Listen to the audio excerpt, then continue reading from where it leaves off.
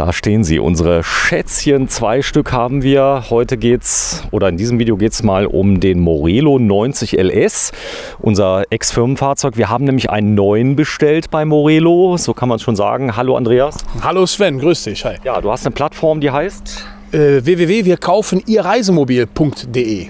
Wir kaufen Irreisemobil.de und du wirst dich in Zukunft so ein bisschen darum kümmern, die Fahrzeuge von German Television zu vermarkten, die wir Probe gefahren haben und jeweils von den entsprechenden Herstellern gekauft haben. Und da gibt es immer wieder neue. Jetzt kriegen wir ja jetzt den 23er. Das wird auf jeden Fall ein Loftliner werden. So viel kann ich sagen, schon bestellt bei Morelo. Und der geht jetzt in den Verkauf. Gefällt er dir? Der gefällt mir sehr gut, ganz genau. Mein Morelo ist natürlich auch ein Fahrzeug, was voll im Trend liegt. Sieht ja auch sehr, sehr ansprechend aus.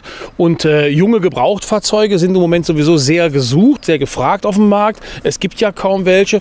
Und deswegen sind wir ganz froh, dass wir die Fahrzeuge für dich bzw. für dein Unternehmen vermarkten dürfen. Ja, das machst du auch für andere. Das machen wir auch für andere, ja. Ist es so, dass ich hätte die ja jetzt auch privat verkaufen können, aber die Problematik ist, der Kunde braucht ja die Gewährleistung. Hier ist noch Werksgarantie drauf. Genau, bei den Autos ist ja eh kein Thema. Die haben noch Werksgarantie drauf und von daher ist es überhaupt gar kein Problem. So, wir werden das Auto mal vorstellen. Das Fahrzeug ist ein 7,49 Tonner. Es steht auf einem Iveco Daily, das kennst du? Genau, das ist ein 70C, der hier drunter steckt. Der kann also ein bisschen was mit Vollluftfederung, Automatikgetriebe und der 207 PS Maschine müsste er haben. So, hier steht er. Das Besondere bei dem Fahrzeug ist, wir haben ihn relativ voll ausgestattet. Der hat zum Beispiel Full LED. Genau. Das ist was Besonderes. Das heißt also nicht nur das Fernlicht, sondern auch das Abblendlicht sind Full LED. Dann, das Fahrzeug ist so voll, dass ich gar nicht weiß, wo ich anfangen soll. Man sieht das hier zum Beispiel, wir haben jetzt ganz bewusst keine Leichtmetallfelgen drauf gemacht, sondern die Jumbos, weil die mehr so aussehen wie LKW. Ich hoffe, es gefällt dir. Ja, sagen wir mal so, ich bin eigentlich ein Fan von Leichtmetallfelgen, aber du hast ja auch die Distanzscheiben hier drin, die großen. Und die sind natürlich so nach meinem Kenntnisstand auch nur bei den Stahlfelgen möglich. Ne? So, wir haben auch keine White Axle drauf, denn mit den Distanzscheiben ist es okay. Ja. Also ich sag mal, der 2,50 Meter, der ist jetzt 2,40 Meter breit. Da hätte ich die White drauf gemacht, die White Axle. Das sähe dann ein bisschen komisch aus. Für die Funktion habe ich gemerkt, ist es gar nicht so schlimm. Das ist dann ein bisschen besser. Wanken tut er aufgrund der Luftfederung gar nicht. Das werden wir euch aber dann entsprechend noch mal zeigen. Ja, das Besondere hierbei auch noch mal Zentralverriegelung aller Klappen. Ja. Das ist mit drin. Genau, man braucht also nicht ständig mit dem Schlüssel jede einzelne Klappe zu öffnen oder so. Fahrzeug einmal aufgeschlossen, ist im Grunde genommen jede Klappe auf. Dann hat er hier noch mal schön diesen Rollenauszug für ich sag mal, Staukisten halt dementsprechend reinzustellen. So kann ich die rausholen und kann dann halt eben dementsprechend die Sachen rein und rausbringen. Oder ich mache hier sogar einen Außengrill drauf. Auch das haben wir schon für Kunden gemacht. Das hast du jetzt hier in dem Fahrzeug nicht verbaut, aber das würde ich auf der anderen Seite dann dementsprechend machen wollen. Der hat einen großen Tank mit drin, 180 Liter. Das ist vielleicht auch mal vom Gastank? Dieseltank. Dieseltank. Der Gastank hat 120, meine ich, ne? Der Gastank hat diesmal 70, okay. Weil in der Praxis, ich hatte einen 120er, habe ich nicht gebraucht. Weil du kriegst den 70er eigentlich nicht leer. Muss ich ehrlich sagen, das sind 3 Gasflaschen oder 4, die draufkommen. Plus nochmal, hier ist noch ein Gasfach mit drin. Das heißt, man kann beides machen. Das Gasfach ist eins ist abgeschlossen. Was abgeschlossen ist. Das läuft nicht über die Zentralverriegelung, das ist klar. Weil der Stellmotor hätte ja Elektrik dann dementsprechend und Gas und Elektrik verträgt sich nicht so gut. So, Du-Controller eingebaut. Du-Control mit drin, ja. Auch das ist drin mit Crashsensor. Umschalter zwischen Gastank und Gasflasche. Ja. Das heißt, du kannst mitnehmen 2 Gasflaschen plus den Gastank. Dann hast du genug zu tun. Jetzt kommt es aber noch besser. Ist eine Diesel-Standheizung, habe ich noch mit eingebaut. Ja, auch das habe ich gesehen. Ich glaube, die hat 5,2 kW Heizleistung. Die kann schon was, das muss man schon sagen. Also ich denke mal, dass man, wenn man mit dem Auto im Wintersport fährt, dass man überwiegend das Auto mit der Dieselheizung heizt und die Gasheizung halt einfach nur als Unterstützung mit dazu nimmt. Und damit strecke ich natürlich den Gasverbrauch immens. Und Diesel habe ich sowieso immer an Bord beim Fahrzeug. Der hat eine Klima-Wärmepumpe mit drin. Das heißt, du kannst heizen mit der Wärmepumpe. Die ist drin, Doppelkolben-Inverter-Wärmepumpe. Ja. Das heißt, die 3. Art zu heizen. Ja. Die 4. Art ist die Elektrokartusche in der Alde. Überhaupt die Alde. Mit 3 kW Heizleistung drin. Also kalt kriegt man in dem Auto nicht. Wenn man die alle zusammen einschaltet, dann kommen wir hier auf eine Heizleistung. Die hat ein Einfamilienhaus nicht. Ne? Das ist bei mir, also ich muss sagen, das ist jetzt der zweite Morelo, den habe ich selber zusammen mit dem Robert konfiguriert von Morelo. Wir haben viele Sachen reingemacht, die mir wichtig waren. Unter anderem habe ich einen Drucksensor mit drin. Der ist hier vorne drin von Supersense. Das sind diese kleinen Dinger da. Der zeigt jetzt ziemlich genau an, wie die Zustände sind. 3 Stück habe ich drin. Links ist der Schmutzwassertank, daneben der Fäkaltank. Klär mich auf. Wieso, was soll ich aufklären? Was ist und wozu? So, genau, also der Schmutzwassertank ist im Grunde genommen dein Grauwasser, Dusche, Spüle etc. Und der Schwarzwassertank sind im Grunde genommen deine Fäkalien. Sieht man auch schön hier an den Schiebern, die sind ja dementsprechend auch farblich gekennzeichnet. Und hier ist nochmal dieses kleine Piktogramm halt drauf, wo man direkt erkennt, was ist wofür.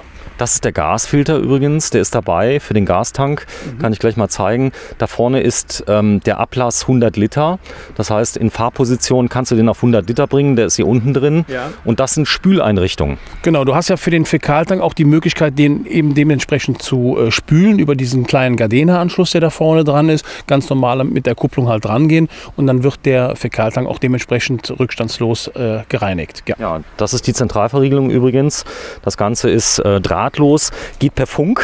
Die Funkfernbedienung zeigt man gerade. Das ist das Konvolut an Fernbedienungen, die dabei sind. Genau, also wir haben hier einmal den Original Iveco-Schlüssel. Mit Alarmanlage übrigens, genau. Die wurde nachgerüstet. Ganz genau. Und hier habe ich dann die Funkfernbedienung halt für Zentralverriegelung. Das müsste jetzt hier für deine Markisenbeleuchtung sein, im Regelfall. Wofür du das jetzt hier hast, das weiß ich allerdings nicht. Das hat jetzt in dem Fall keine Funktion, das muss ich noch abmachen. Okay, siehst du, hast doch gleich gemerkt, das hat irgendwie nichts mit dem Wohnmobil zu tun. Genau, das sind so die einzelnen Dinge, die ja an dem Schlüsselbund dran sind. Die blaue hier mit den blauen Tasten. Das ist die ZV hier. Ach, das ist auch von der ZV. Okay, prima. Gut. Das ist die Zentralverriegelung. Die kannst du zu- und aufmachen. Das Besondere ist, du hast innen drin eine Lampe. Da wird der Zustand kontrolliert. Du siehst, wenn alle zu sind. Ja. Das ist also auch nochmal ein Vorteil. Hier ist... Hier haben wir auch nochmal ein schönes Staufach, da ist die Außendusche drin verbaut mit einer Einhebel-Mischbatterie und du hast hier ein paar Holzklötze halt, die man dann... die habe ich jetzt gemacht für einen Rasen, damit Hubstützanlage ist damit eingebaut, können wir gleich mal zeigen. Genau. Und zwar nicht irgendeine, sondern HPC ist eingebaut, also eine richtig professionelle, große Hubstützenanlage. Bauen wir hier auch die HPC-Anlagen, die sind wirklich sehr, sehr gut und standhaft und haben wir überhaupt gar keine Probleme mit. Ja, Sonder, er hat eine Lampe auf der zweiten Seite. Das sieht besonders imposant aus, wenn du hinfährst, hat aber einen sehr praktischen Nutzen. Man sieht das jetzt hier, da ist eine große LED-Leiste, die ist extra drunter. Du hast viel mehr Licht, wenn du jetzt zum Beispiel mal auf dem Platz stehst, willst wegfahren und du kannst auf beiden Seiten mal Licht machen, wenn dunkel ist. Das ist richtig klasse. Ja, ganz genau. Beim Rangieren rückwärts hat man immer das Problem, man hat hinten über die Rückwärtsscheinwerfer, hat man zwar das rückwärtige Fahrzeug beleuchtet, aber rechts und links den Rangierraum, den sieht man eben nicht. Und du kannst natürlich über diese LED-Beleuchtung neben dem Fahrzeug noch ein bisschen Licht machen. So sieht man auch den Rangierraum, wenn das Auto dann halt dementsprechend ausschwenkt. Ja, das Fahrzeug hat eine Spezialversiegelung, die ist bereits schon aufgebracht, da haben wir ein Video zu. Das haben wir, glaube ich, dir auch mal geschickt, dass man das zeigen kann. Also es wurde viel erweitert. Es hat die Beklebung an der Seite, die auch entsprechend so diesen Liner-Look so ein bisschen darstellt und es hat bündige Fenster. Das ist also auch was Besonderes. Das sieht man hier also sehr schön. Keine Glasfenster, weil wir sind hier, ich sag mal, entsprechend auch am Limit, was das Gewicht angeht. Genau, es sind Kunststofffenster drin verbaut. Irgendwo muss man natürlich Abstriche machen. Wenn man in der 7,49 Tonnen Klasse bleiben möchte, dann gehen natürlich nur ganz schlecht noch Glasfenster halt, das ist ganz klar. Das ist der Gasanschluss. Genau, der sitzt hier und dann kann man im Grunde genommen an jeder LPG-Tankstelle Gas tanken, was ich jetzt nicht unbedingt empfehle, weil da relativ viel Butan halt drin ist, oder halt direkt bei einem Fachgashandel und dann vernünftiges Propangas halt tanken. So, der Filter ist noch mit dabei, wenn du mal gerade da drunter fährst mit deiner Hand, hier? Da ist so ein, genau ungefähr in der Mitte, da ist so ein kleiner Hebel, den kannst du runterziehen. Hier, den und jetzt mal nach oben. Ach so, das wolltest du wissen. So, da ist der Gastank. Ja. Dass du das auch mal siehst, der ist hier mit dabei, 70 Liter, also der vollkommen ausreichend. Ich habe ihn noch nie leer bekommen, muss ich dazu sagen. Das ist der Schlauch ist mit dabei. Genau, hier ist noch ein Schlauch dazu, den kann man hier über diesen Bajonettverschluss kann man den hier anschließen und dann halt dementsprechend entsorgen halt. Oder wenn man auf einem Campingplatz ist, wo es direkt vor Ort ist an der Parzelle, dann kann man es doch direkt einlaufen lassen. So, da vorne ist das Wasser, der Ablauf, der da ist. Das Ganze wird entsorgt. Einmal unten ziehen, hier, guck mal hier, an dem Seilchen runterziehen und dann geht es runter. Der Andreas wollte eine Erstbegehung mit mir machen. Wir haben gesagt, komm, ich zeig dir mal mein Auto. Ja. Du selbst kennst dich aus mit großen Linern auch? Ja, ich selber fahre auch einen großen Liner. Eigentlich schon mein ja, ich sag mal, halbes Leben lang fahren wir Reisemobile in der Klasse über 7,49 Tonnen. Von daher kenne ich mich da so ein bisschen aus. Jetzt bin ich natürlich nicht der Morelo-Experte, aber was nicht ist, kann ja vielleicht noch werden. Naja, jetzt nach 3 Jahren, so langsam behaupte ich mal, ich kenne das Fahrzeug in- und auswendig. Das ist nach meinen Wünschen konfiguriert worden. Entsprechende Spezialtoilette, das heißt, hier wird zerhackt. Genau, der hat eine Zerhackertoilette drin, die auch jetzt, ich sag mal, Feststoffe wie jetzt Toilettenpapier oder andere Dinge halt dann zu möglichst kleinem Brei zerschlägt und dann in den Tank abführt. Hier vorne das schwarze Kabel, was da ist eine Popodusche drin. Also die ist mit drin, die auch warmes Wasser macht. Das benutze ich immer zum Spülen. Ganz, ganz praktisch, aber es hat natürlich auch noch tolle Möglichkeiten, sich zu reinigen. So, das ist hier. Dann was Besonderes, habe ich großen Wert drauf gelegt. Der hat ja 300 Liter Frischwasser. Ich habe eine Alde Flow drin. Ja, damit eben das Duschwasser dementsprechend schnell aufbereitet wird. Man hat ja oftmals, wenn es wirklich nur aus der Alde-Heizung herauskommt, wenn 2 unmittelbar hintereinander duschen, hat der zweite meistens schon beim Duschgang in der Hälfte dann schon kaltes Wasser. Und das passiert mit der Alde Flow natürlich nicht. Also der liefert 40 Grad heißes Wasser, solange bis der Tank leer ist. Bis dass der Tank leer ist, genau so ist es. So, da ist eine Lilly Frischwasserpumpe mit drin. Die ist da. Das ist übrigens auch eine Sonderoption. Das heißt also immer schnell warmes Wasser. Dann hat man hier eine Alde Heizung mit drin, die 3020. Genau. Andreas, mach mal kurz zu. Die alte 3020 hat natürlich den Vorteil, ich habe eine Warmwasserzentralheizung im Fahrzeug, habe keine Geräuschentwicklung im Fahrzeug drin und habe die Möglichkeiten eben über mehrere Energiequellen zu heizen. Einmal mit Strom mit bis zu 3 kW und einmal halt über Gas mit ungefähr 6 kW.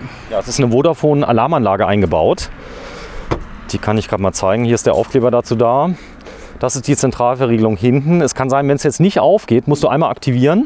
Das zeige ich dir mal gerade. Indem du... Warte, da war er? Nee, du nimmst... Nee, auch nicht. Du nimmst diese Fernbedienung, ja, drückst auf Schließen. Und dann wieder auf Öffnen. Und wieder auf Öffnen. Und jetzt sollte es aufgehen.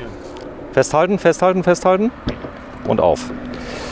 Das hat was damit zu tun, dass die hinteren Türen, die werden nach einer Zeit abgeschaltet. Damit hier das Wichtigste ist ja hier halt mal hinten drin. Da sind die E-Bikes drin, da sind die Fahrräder drin und so weiter. Ja, wir haben ein riesen Lithium-Paket. 3 große Lithium-Zellen sind drin, 600 Ampere-Stunden. Ja, damit ist man wirklich völlig autark. Ja. Also 600 Ampere, da muss schon einiges passieren. Da kann man einige Verbraucher einschalten und das kriegt man so schnell nicht in den Keller. 3 kW, die ist so montiert, dass alle Aufbaugeräte, davon gibt es viele, die funktionieren auch während der Fahrt. Dann Weißwerk, ein System.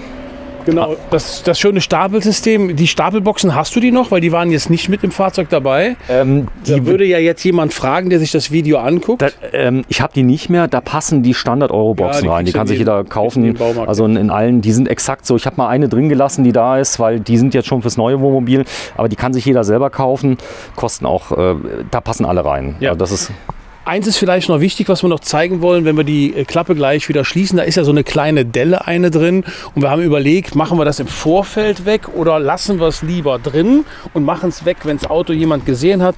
Ich finde, es ist wesentlich ehrlicher. Es ist eine ganz, ganz schwache Delle halt, dass der Kunde das vorher sieht und es wird dann instand gesetzt. Da sieht man nachher nichts, kein Farbunterschied oder sonst irgendetwas. Nein, das ist überhaupt nicht mehr sichtbar. Man hätte es auch im Vorfeld machen können.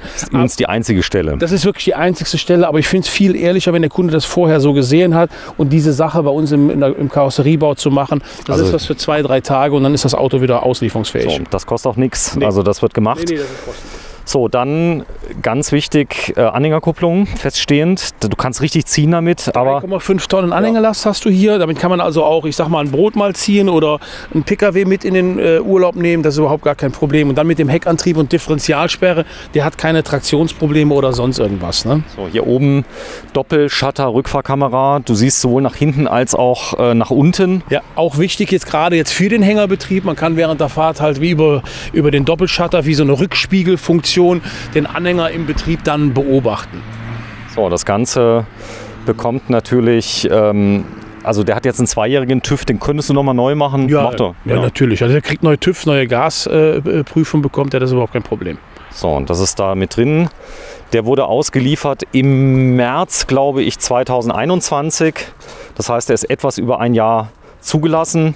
Gebaut wurde er im Dezember und wurde im März zugelassen. Der stand 3 Monate im Werk im Showroom zum Zeigen, weil er so voll ist. Weil er so voll ist. Ja, das Auto ist wirklich sündhaft gut ausgestattet. So, werden wir gleich mal zeigen. Also wir haben vielleicht ein paar Sachen, wo man dann denkt, okay, 250 Kilo Belastung, das ist Serie. Aber das Coole hierbei ist wirklich, hier war der Roller drin.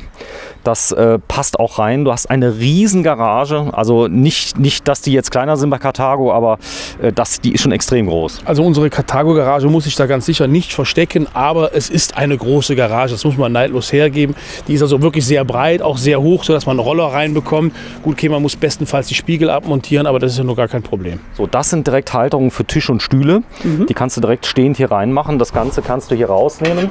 Das ist dann, die werden sofort fixiert. Dann kannst du hier die Parkkontrollleuchte abschalten, damit er nicht piepst im Hängerbetrieb. Ja, das ist natürlich sinnvoll, wenn du einen Hänger hinten dran hast, dass du nicht permanent deinen eigenen Hänger als Hindernis erkennst. Genau, hier war ein Dyson übrigens drin, der kann auch jederzeit wieder montiert werden. Die Löcher sind für die Standardhalterung von Dyson.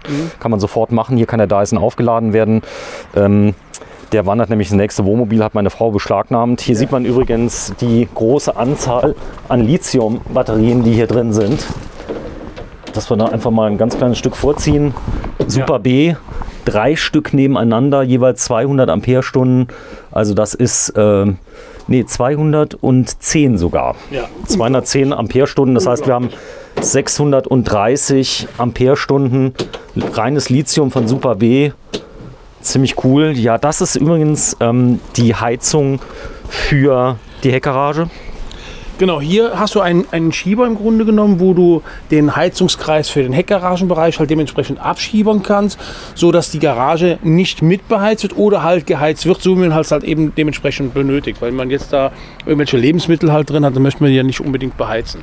So, wir haben eine Stauraumbeleuchtung mit reingewählt.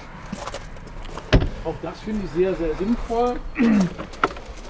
Die ist hier mit drin. Ich zeige dir mal gerade hier oben. Genau, haben wir auch drüben auf der anderen Seite schon gesehen, dass wenn man beim Dunkeln hier was rausgraben muss oder wie jetzt in dem Fall an der Elektrikbox etwas nachschauen muss, dann muss man nicht immer gleich eine Kopflampe oder Taschenlampe halt dementsprechend mitnehmen. Ist auch wirklich schön sauber verarbeitet. Das muss man jetzt mal auch als markenfremder Händler, muss man dazugeben, das sieht sauber aus. So, und das hier ist die Rausführung. Das sieht man hier sehr, sehr schön, dass auch keine Mäuse reinkommen. Ist das Ganze hier nochmal zu und dicht. Genau. Denn das hier ist ein typisches Einfallstor für Mäuse. Genau, richtig. Also die Mäuse kommen meistens, ich habe jetzt tatsächlich mal eine Anfrage per E-Mail von einem Kunden bekommen. Ich habe Mäuse im Wohnmobil, wie kommen die da rein? Also die finden eigentlich fast immer einen Weg, aber einer der beliebtesten Stellen ist tatsächlich hier übers Kabel halt. Da hat die Maus natürlich jetzt hier keine Chance, ins Fahrzeug zu kommen. Hier wird auch schön mit 2 Dichtungen gearbeitet, sehe ich. Also eine Dichtung nach innen hin, die dann die Wärme und drinnen hält und die Kälte draußen. Eine äußere Dichtung, die halt hier schön abschließt, damit auch da kein Schmutz in den Rahmen hineinkommt. Das haben die schon nicht so schlecht gemacht. So, Solar sieht man hier, 2 Solarregler sehen wir aber gleich drinnen nochmal. Dimmer sind mit eingebaut, das Ganze hier mit entsprechenden Sicherungen. Hier sieht man auch schon Geschirrspülmaschine, Waschmaschine, das werden wir gleich sehen. Ja, wenn alles du von Solar sprichst, vielleicht kannst du gerade dem Betrachter des Videos noch sagen, wie viel Solar denn drin ist? 4 Platten, ich glaube 300, 400 Watt, so irgendwas. Ja, ich meine, es wären 120er Platten drauf. Und davon hast das können auch nur 2 Platten sein. Also da, ich gucke gleich mal. Es steht vorne in den Beschreibungen, haben wir es drin. So, das ist übrigens das Bordwerkzeug. Ich nehme das mal raus. Die Kiste kam von Morelo so mit. Und die hast du nie gebraucht wahrscheinlich? Nee, nie. Da ist auch ein Sicherungs... Das ist eine Menge Gewicht, die man da halt mit sich schleppt. Ne? Ja. So, wir haben alle Kinderkrankheiten. So ein Auto hat immer so ganz kleine Kinderkrankheiten schon behoben bei Morelo. Waren wir schon im Werk. Da stand er, das waren wirklich Kleinigkeiten, aber alles, was so auftreten kann. Die Morelo-Kunden werden es wissen. Da ist mal was. Die Duschwand wurde ausgetauscht. Die hat ein kleines bisschen geklappert. Das ist alles schon gemacht. Er klappert nicht. Das ist also auch ein Riesenvorteil. Ich habe ihn also quasi, egal was irgendwie mal lose war, was irgendwie da ist, also ich bin da sehr penibel, muss ich fairerweise sagen. Und das ist, glaube ich, auch ganz wichtig. Also Klappergeräusche im Wohnmobil, die gehen eigentlich überhaupt nicht. Wobei bei einem Wohnmobil hat man eben das eine oder andere. Es ist immer noch ein bisschen was denn. Es ist kein PKW, das ist halt so. Aber es sollte sich schon in Grenzen halten. Aber wir können ja gleich mal, vielleicht machen wir mal ein rotes Kennzeichen drauf und fahren mal ein paar Meter. Kann man machen, ja. Da kann ich mal als Markenfremder vielleicht direkt so eine Testfahrt machen und sagen, klappert oder klappert halt eben nicht. Ja, wir können auch mal gerne eine Rundfahrt hier machen, das ist kein Problem, denn das Schöne ist, du kannst hier mit dem alten B-Führerschein fahren, also mit dem alten Dreier, das geht. Wenn du dann dabei bist, dabei ist übrigens auch so ein Sicherungspaket. Ja, das ist darunter.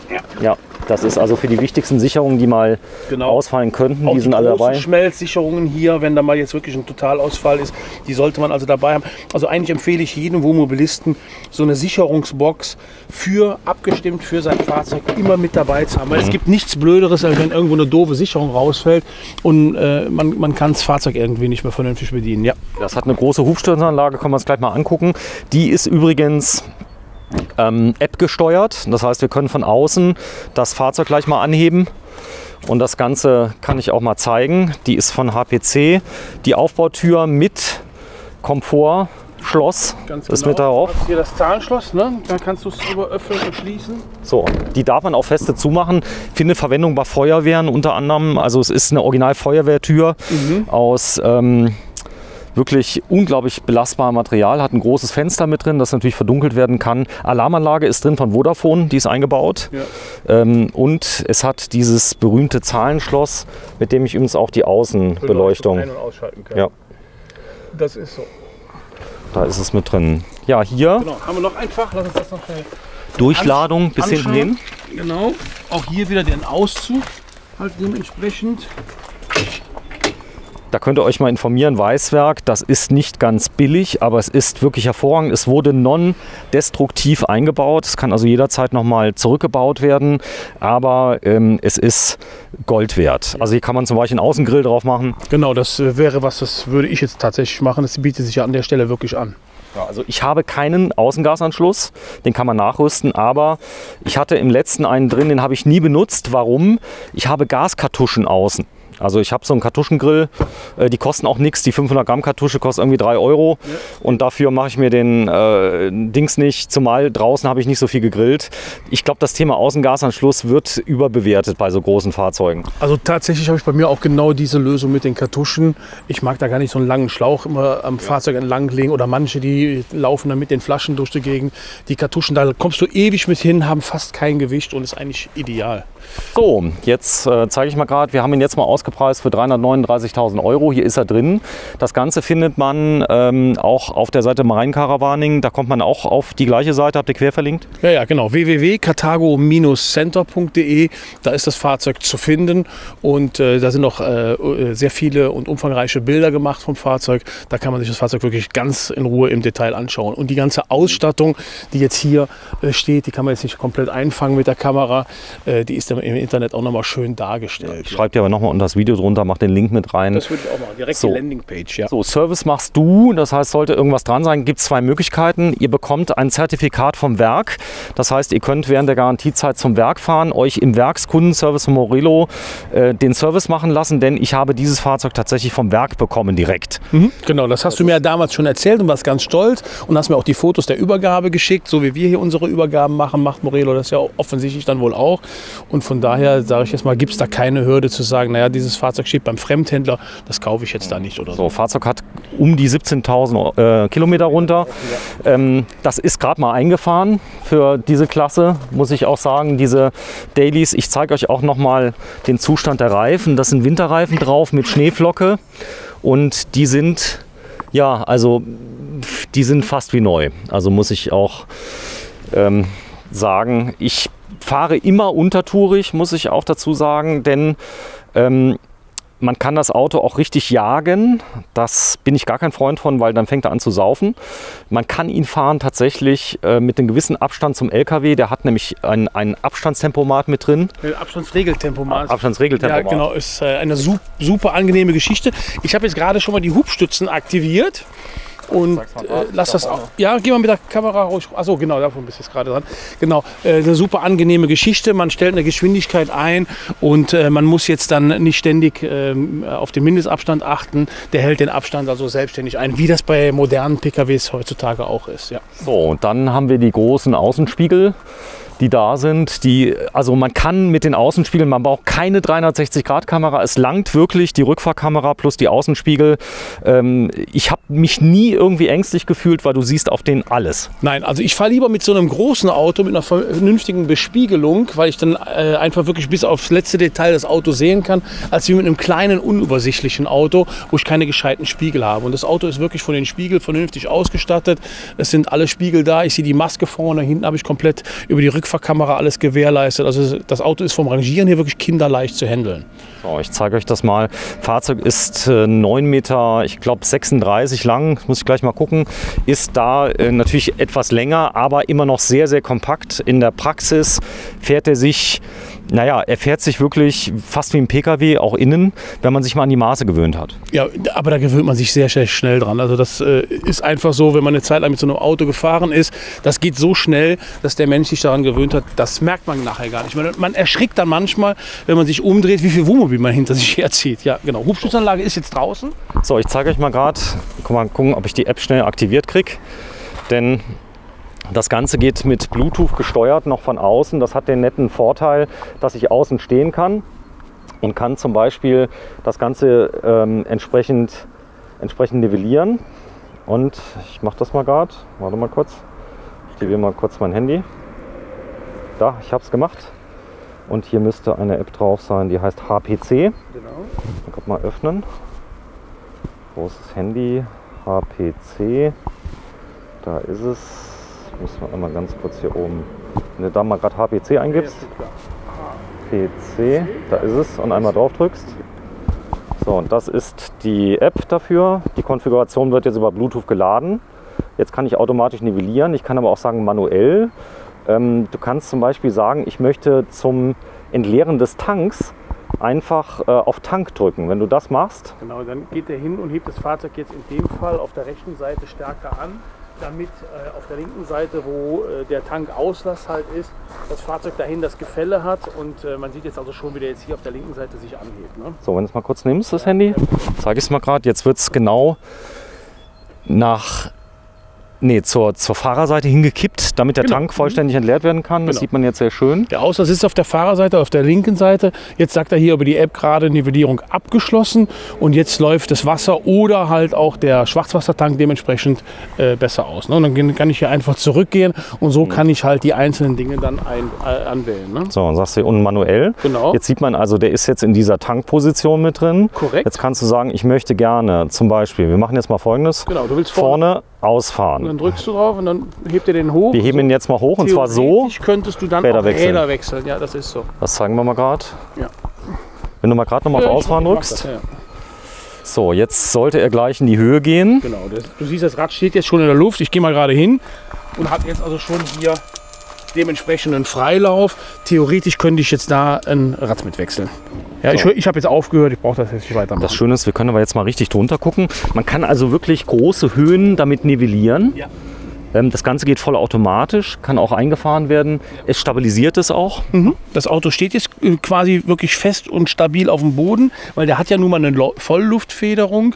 Die bringt natürlich unheimlich viel Komfort beim Fahren ins Fahrzeug, hat aber den Nachteil, dass wenn ich irgendwo stehe, dass das Auto dann schaukeln würde und deswegen ist bei so einem Auto so eine Hubstützenanlage eigentlich unabdingbar. Die gehört in so ein Fahrzeug einfach rein. Da sieht man sehr schön, da ist der Balk für die Luftfederung, der hat eine 4-Kanal-Luftfederung mit drin. Auf allen Achsen. Der fährt sich wie auf, auf Schienen, wolltest du sagen? Wie, ich sag mal, ein Reisebus so ein bisschen. Ja, so ein bisschen busmäßig ist es. Ne? Also hat ja nun mal eine Vollluftfederung und Luft ist nun mal wesentlich komfortabler, als wenn ich eine mechanische Verbindung vom Fahrwerk zum Chassis halt habe. So, dann...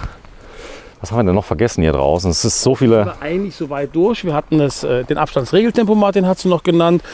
Auch das voll digitale Licht. Von daher sind wir vorne durch. Wir sind einmal rumgegangen. Ich würde sagen, ich fahre den jetzt noch mal runter, dass wir einen bequemeren Einstieg haben und dann schauen wir uns das Auto einfach mal von innen an. So, warte mal. Ja. Gehen wir manuell und dann Genau, einfahren. einfach nur einfahren drücken, dann braucht man es nicht die ganze Zeit festzuhalten. Ne? Stützen werden eingefahren. Das funktioniert wirklich super, das System. Das HPC? HPC, das verbauen wir bei uns serviceseitig auch in die Karthagos ein. Kommt aus Holland. Kommt aus den Niederlanden, ganz genau. Die haben noch einen super Service, also da kann man wirklich gar nichts Negatives sagen. So, da ist es. Also, wenn ihr das Ganze seht, habt Interesse, kommt ruhig mal zum Andreas. Der Andreas ist auch von dieser Welt. Also wenn einer sagt, habe ich, kann man gern mal herkommen und auch mal seinen Gebrauchten ihm zeigen. Denn du bietest Höchstpreise mittlerweile auch für Gebrauchte. Ganz genau, wir sind also ja auch ganz gezielt in der letzten Zeit auf der Suche nach gebrauchten Fahrzeugen, weil der Reisemobilmarkt für Neufahrzeuge ist ja, ich sag mal, leer gefegt und auch wir haben nicht unendliche Lieferkapazitäten von der Karthago-Seite her und deswegen gehen wir jetzt wesentlich stärker ins Reisemobil, also ins gebrauchte Reisemobil hinein und haben auch dafür eine neue Seite kreiert, www.wirkaufenihrreisemobil.de, wo der Kunde uns Reisemobile anbieten kann. Genau. Hier haben wir nochmal eine Fliegengittertüre, da muss man nur mal schauen, das Spannseil hier, das muss nochmal nachgeschaut werden, weil das sind diese Kleinigkeiten. Rollt gerade nicht so richtig auf, aber das passiert halt, aber das kann man in Ordnung bringen, das ist überhaupt kein Problem. So, das wird alles noch gemacht.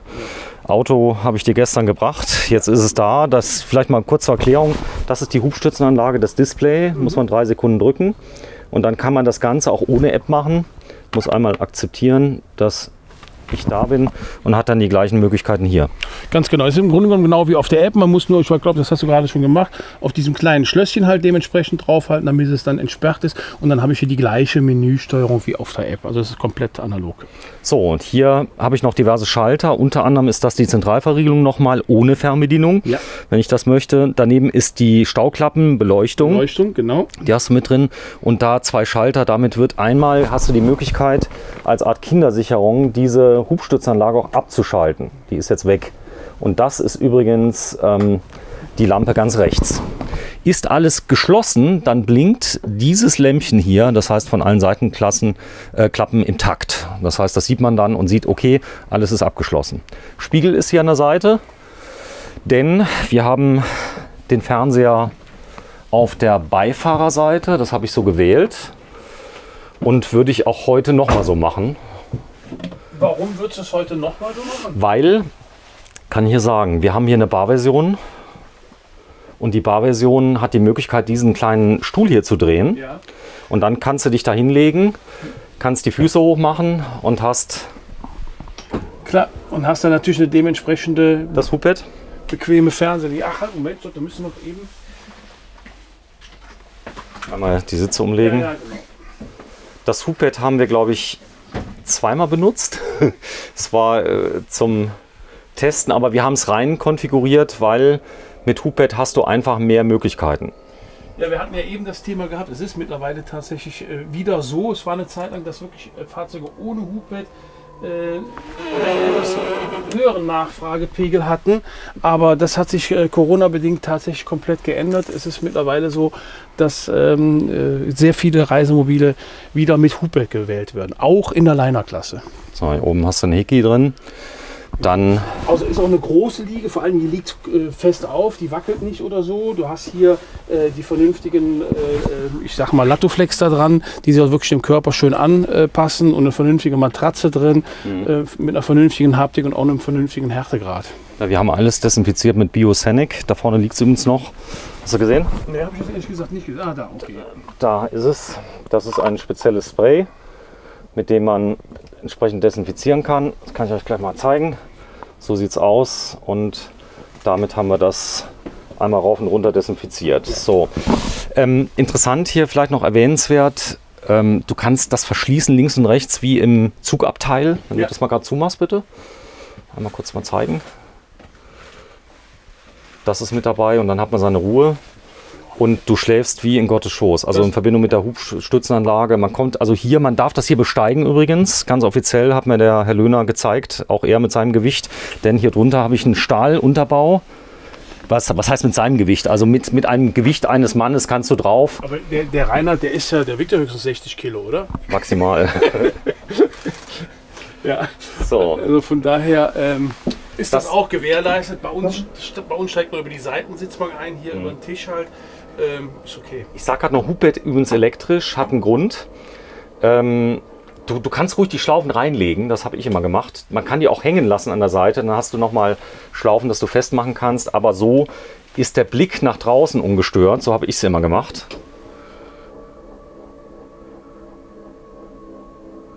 Ach, wie schön, Andreas, dass wir das mal filmen dürfen. Wunderbar! Mal ein Reisemobil von mir. Dass ich mal von dir ein Fahrzeug erklärt bekomme, weil ich habe wirklich keine Zeit gehabt, jetzt hier vorher mal reinzugehen. Der ist gestern Abend erst gekommen und die sind hier einmal kurz mit dem Staubsauger durchgelaufen. Der Wagen ist natürlich auch top gepflegt von dir, kann man wirklich nicht anders sagen. Und ja, also wenn ich hier hinschaue, macht schon was her, ne? Wir haben ein abnehmbares Lenkrad, kann ich gleich mal zeigen. Die Automatik mit drin. Vielleicht mal auf der rechten Seite fangen wir an. Ich habe mehrere Sachen nachrüsten lassen. Unter anderem habe ich eine USB-Steckdose hier an der Seite nachrüsten lassen, damit hier das Handy auch geladen werden kann. Dann hier vorne ist eine Magnet-Handy-Halterung, die habe ich reingemacht für Navigationssystem. Okay. Kannst du reinmachen. Das ist die Webasto-Standheizung, die mit drin ist, die übrigens an der Alde dran ist. Die ist wärmegekoppelt und man kann sie zusätzlich auch als Notbetrieb direkt über die Lüftung steuern. Das bedeutet, du kannst beides machen.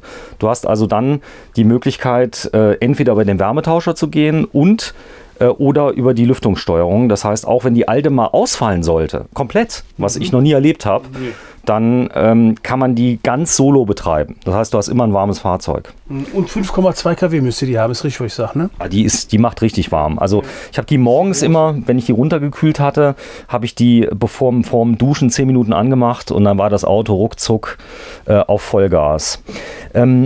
Vielleicht noch ganz kurz, abnehmbares Lenkrad, hier Multifunktionslenkrad abnehmbar, das ist das Besondere. Bisher waren die abnehmbaren Lenkräder ohne Tasten und hier sind alle Originaltasten noch enthalten. Und auch voll funktionsfähig.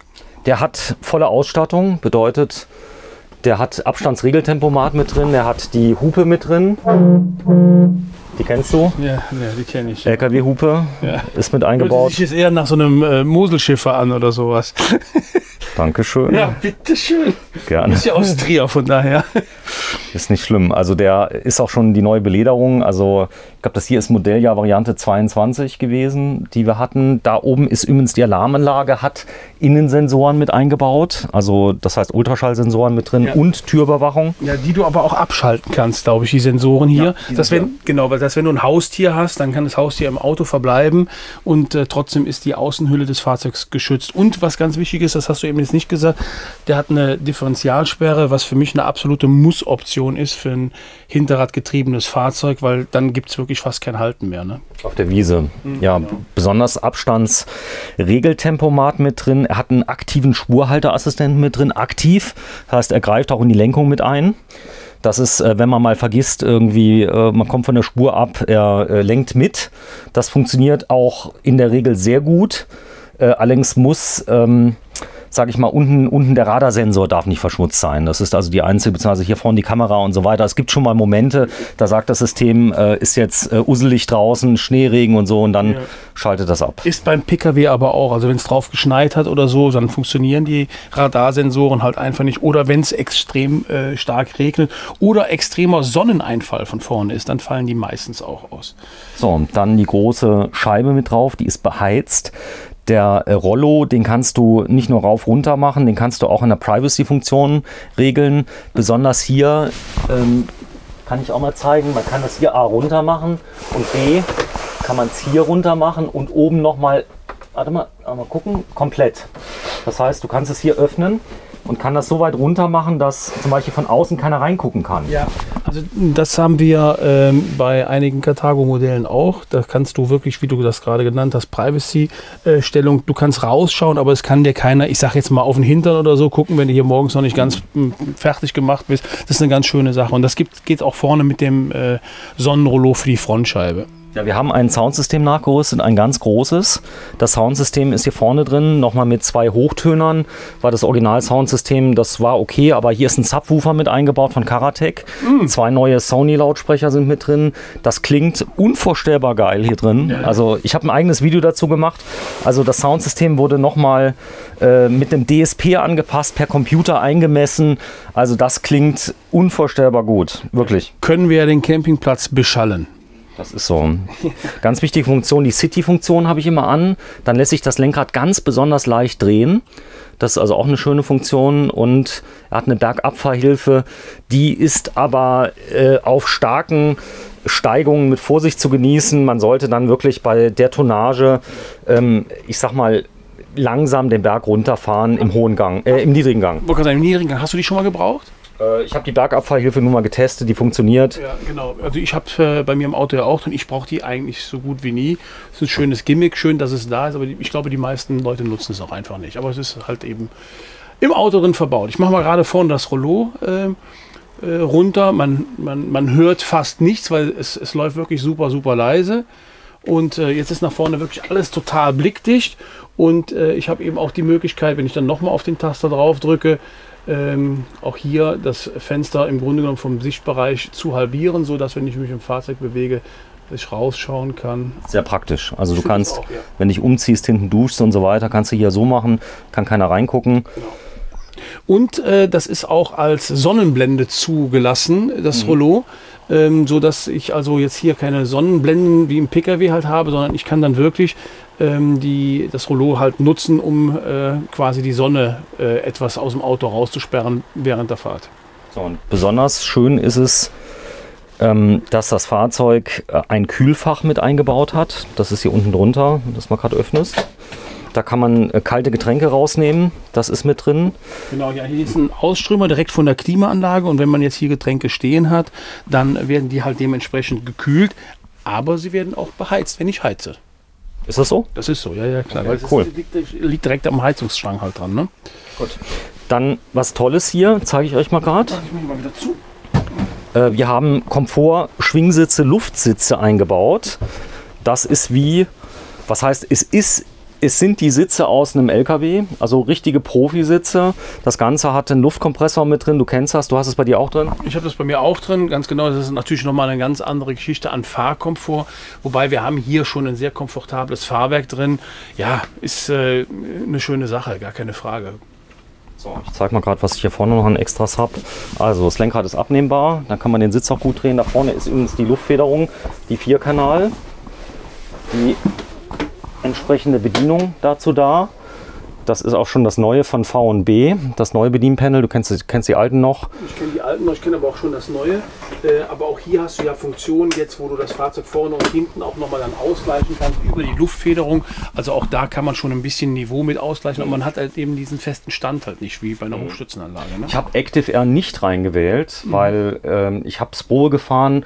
Ich kam nicht in die Fahrsituation, wo ich es brauchte. Also selbst schnelle Landstraßen, also kurvige Landstraßen mit der Luftfederung überhaupt kein Problem. Du hast keine Aufbauneigung, weil der Schwerpunkt hier bei dem Auto sehr tief ist. Ja. Also ich bin das Active Air auch noch nicht gefahren. Ich würde es gerne mal fahren. Morelo macht ja da, ich sag mal, wahnsinnige Werbung für. Ich kann jetzt nicht sagen, Pro und Contra. Ich brauche das nicht. Also du brauchst es für dich. Kumpel von mir hat sich jetzt eingekauft, also auch aus dem Saarland, hat es reingemacht. Ja. Hat auch die White Axle reingemacht, weil er einen 250er hatte. Okay. Ist so. Dann habe ich noch was Besonderes nachgerüstet. An der Seite, guck mal da rechts bitte.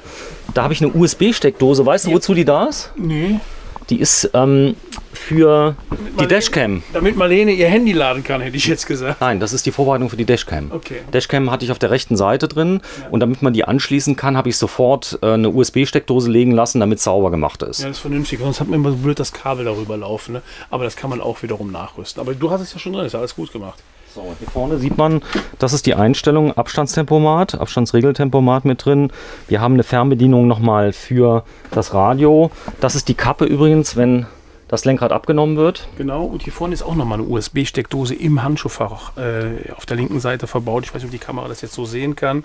Also auch da kann man dann nochmal ein iPad oder ein Tablet-PC anderer Hersteller halt dementsprechend... das ist übrigens das DSP von Karatec, was verbaut ist. Das hier oben, ne? Das da oben. Ja, genau. Das wurde also in der Fachwerkstatt nachgerüstet. Der Aufbau ist von Meyer. Wir haben eine Zusatzgeräuschdämmung eingebaut für... ich glaube 1600 €, die ist unten drunter drin. Das heißt, das Auto ist nochmal zusätzlich geräuschgedämmt, damit es noch leiser wird. Konntest du das von vornherein ordern? Ja, ist ab Werk. Okay. Also das wird auch an Stellen gemacht, wo du später nicht mehr rankommst. Ja, das also macht natürlich Sinn. Ne? So, dann das Barversion. Du hast eine Barversion bei dir drin in deinem? Ich habe bei mir jetzt eine Barversion drin. Ich bin persönlich eigentlich nicht so der Barversionen-Freund, aber ich habe jetzt nun mal eine. Gut, okay, man kann sich damit gut abfinden. Ich persönlich bin eigentlich eher so der L-Sitz-Gruppenfreund mit einer schönen Couch noch dazu, finde ich eigentlich noch gemütlicher. Aber es gibt Vorteil. Leute, die wollen nichts anderes fahren wie eine Barversion. Aber das ist meine persönliche Meinung. Das ist jetzt keine, die in Stein gemeißelt ist. Ich mag die Barversion, ich mag aber auch die L-Sitz, also ich mag beides. Der Vorteil hier ist, wenn man hier essen möchte, kannst du einfach rausziehen und das Ganze dann ist sofort bereit und man kann hier von diesem Tisch einfach essen. Ja. Bitte nochmal zurück. Das Ganze hat einen Stahlunterbau, ist also wirklich extrem. Ja, der steht wirklich stramm hier drauf. Ja. So, hier kann der Hund runter. So, ja. Die sind auch mit drin. Wir haben übrigens Hunde ohne Haare. Also wenn einer, die waren auch nicht irgendwie draußen, die waren also nur hier unten drunter und sie haben keine Haare. Das bedeutet, wir haben also ganz kleine Windhunde, die haaren quasi nicht. Du hast ja diese italienischen Windspiele. Ich weiß nicht, laufen die schon unter Kategorie Hund? Nee, das sind Katzen. Ah, das ist super. Aber so. Die Absperrventile da drunter übrigens, unter den Sitz ist der Subwoofer. Ah, okay, ja, dann macht er ja richtig Musik hier vorne. So, hier kann man also es sind 5 eingetragene Gurtplätze sind mit drin, auch eine Besonderheit. Die breite Sitzbank ist mit eingebaut, die haben wir mit eingebaut. Hier ist auch ein eingetragener Gurtplatz. Der hintere Sitz ist nicht luftgefedert, muss man dazu sagen. Ja, das ist aber, denke ich mal, selbstverständlich, oder? Er hat ja Luftfederung drin. Also die luftgefederten Sitze hätten es nicht sein müssen, ganz ehrlich. Aber sie sind halt jetzt mit drin gewesen. Es gibt schon mal Kunden, die fragen auch bei uns danach, gibt es die Sitze auch luftgefedert? Ich sage, nein, gibt es bei uns nicht luftgefedert, Probefahren. Und dann kann man entscheiden, braucht man es oder braucht man es nicht. Und die meisten Leute vermissen es ehrlich gesagt nicht. Ja, das ganz große Navigationssystem mit eingebaut. Von Alpine, ja. Von Alpine. Also was hier mit drin ist, das kannst du übrigens auch im Winkel verschieben. Ja, das ist vernünftig, ne? Weil das Armaturenbrett ist ja in dem Bereich hier gerade gehalten und das wäre jetzt wirklich nachteilig, wenn der Bildschirm nicht verschiebbar wäre. Aber auch da wurde mitgedacht. So, mit Bluetooth-Steuerung und allem drum und dran. Ja. Das funktioniert und das in Verbindung mit der Karatec. DAB Plus ist mit eingebaut. Übrigens ganz hervorragender DAB-Empfang, falls mal einer fragt. Also die haben eine ganz tolle DAB-Antenne eingebaut. Oft ein Problem bei Fahrzeugen, die ein GFK-Dach haben. Also was oben drauf ist oder halt ein Kunststoffdach. So, großes Heki. Großes Heki-Dach mit Verdunklung und Fliegengitter drin. Dometic, Dach. Doppelkolben, Inverter, Klimaanlage. Genau, heizen und kühlen und vor allen Dingen entfeuchten. Für die Wintersportler immer ganz interessant. Sehr leise, sie schaltet nicht an und aus. Ja, ja. Also sie läuft immer und beschleunigt nur und entschleunigt. Das ist auch was ganz Besonderes. Also es ist extrem auch effizient. Oben nochmal. Sorry.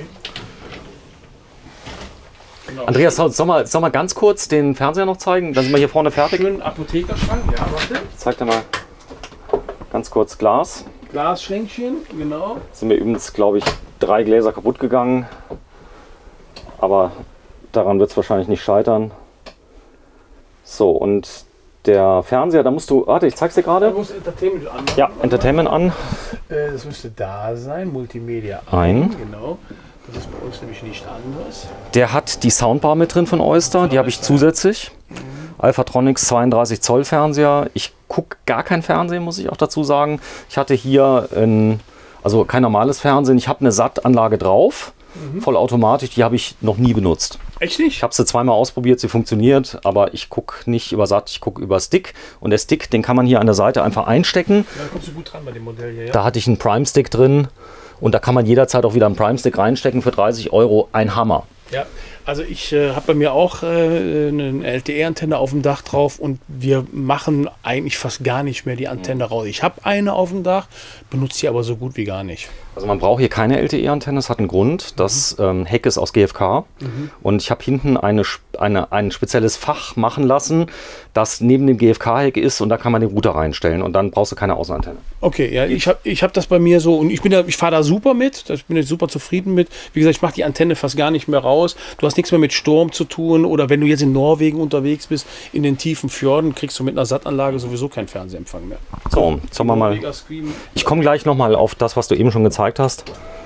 So, das fährt hoch, elektrisch. Hubbett übrigens elektrisch, hätte ich auch mechanisch haben können.